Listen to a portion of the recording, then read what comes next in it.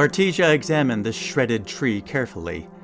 These weren't claw marks or antler gouges. This was steel marking the tree, though it was still a territorial mark. This wasn't good. Farther into the woods, Vatija found tracks of an upright with stride longer than hers. Not good at all. She stopped and listened for a moment and found the forest holding its breath. No birds chirped, no small animals scurried, and even the wind was still. Something unwelcome walked among the trees. On the backside of a rise, Vatija could hear a disturbance in the otherwise silent forest. Raucous chomping and slurping sound, bone being snapped and flesh devoured. Vatija crept to the top of the rise and looked down. Through the trees and underbrush, she could see a large humanoid-shaped figure on all fours, worrying on something in the bushes. She cautiously crept down the hillock to one side to get a better view. Just then the creature stopped in its feasting and sniffed the air. It stood up upon its hind legs and craned its neck around. Still in its jaws hung a man's arm and some green fabric. That would be Talun Payoka, the local farmer Vatija had been sent into the woods to find. There was a bonus to bring him back alive. That would be forfeit. There was also a bonus to bring back dead what killed him. That would still be achievable. The creature was a head and a half taller than a human. It had a gangly body, though was still well muscled. It appeared to hunch over the shoulders with a thick neck and a dog-like head. It wasn't a proper dog's head. Maybe a wolf's head? But that was no wolf, Vatija decided. She knew wolves well. This had a yellowish mane of fur from the back of its head to its back and torso. Its arms and legs had none of the mangy fur. Its mouth had serviceable teeth that could rip and rend like a wolf's, and hands and feet of a humanoid. It wrapped itself in a mismatch of clothing, breeches and tunic that certainly were not made by its own hands, but by its victims. It spat out the appendage that it had in its mouth and then bent over and rummaged through the underbrush once more. When it rose up again, it had in its hands a hide-covered shield and a long polearm with a spearhead and a hook at the end. Vatija knew the time for stealth was over. She had been detected, though the creature had not yet located her exactly. She took the opportunity to pull the bow from her back and nock an arrow. With luck, she could get some shots off while still have the advantage of the cover of the forest. Her first arrow sailed over the head of the creature, but this was on purpose. The arrow stuck into a tree to the rear side of the thing, which immediately turned around and faced the source of the noise, and turned its backside to Vartija's position.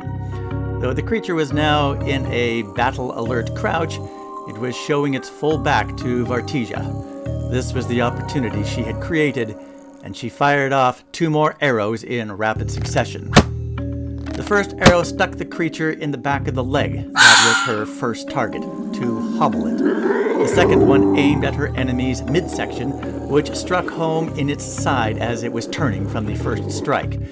While it wheeled around to a new direction, Vatija moved off quietly from her position over to her right to try to flank its side that didn't hold a shield.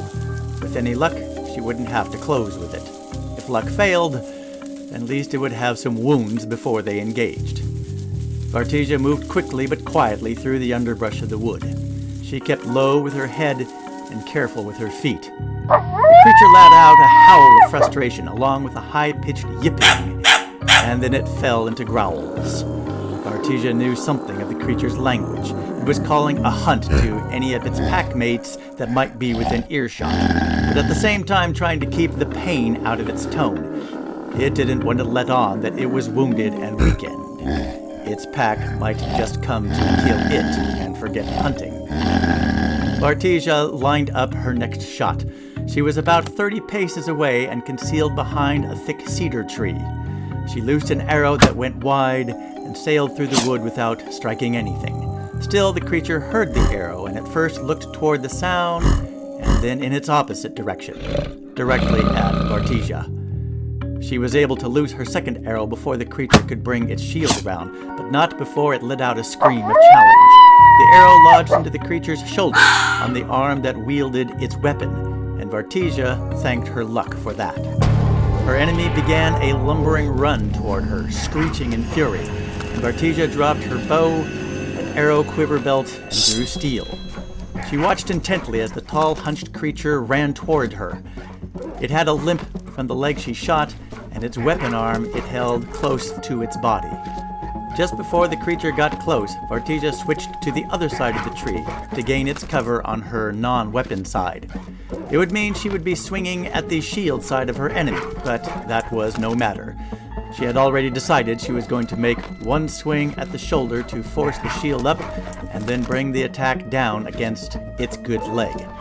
The round shield was made to block above the waist and not protect below, and the creature being so tall only made that weakness all the more exploitable. The only trick was to first dodge the thrust of the long-shafted spear held by very long arms. The battle was over almost before it had begun. Vatija had successfully dodged the charging thrust of the creature, but didn't count on it pulling back and catching her shoulder with the hook on the spearhead. That almost spelled disaster. But she moved up with force of the yank and used it for her initial attacks, which went better than she expected. The creature, in its attention upon its spear thrust, didn't even raise its shield, and so it took a bite in the shoulder from Vartija's sword, as well as a crippling undercut at its knee. After it had fallen, it was finishing work from there out. The downside was she was only able to recover one of her arrows from the body. The other two snapped their shafts when the creature fell, and they were in too deep to dig out. And also the nasty gouge she had received from the hook, but that was not critical. It would be painful for a while, though.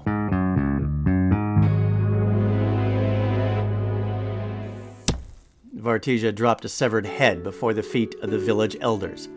This is what killed your friend, Talon Poyoka. I'm sorry for your loss. What is it?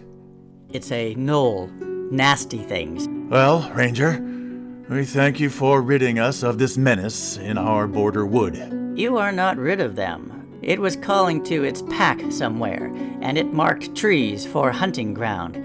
There will be more. We hired you to find the fate of our fellow, and you have done so. With our thanks. Keep your coin. You'll have need of it. You'll need to buy weapons and be prepared to defend yourselves. You have a grave situation to prepare for. We are simple farmers and tradesmen, not mercenaries. Weapons would be useless in our hands. Perhaps you might be able to help. Vatija stood silent for a moment.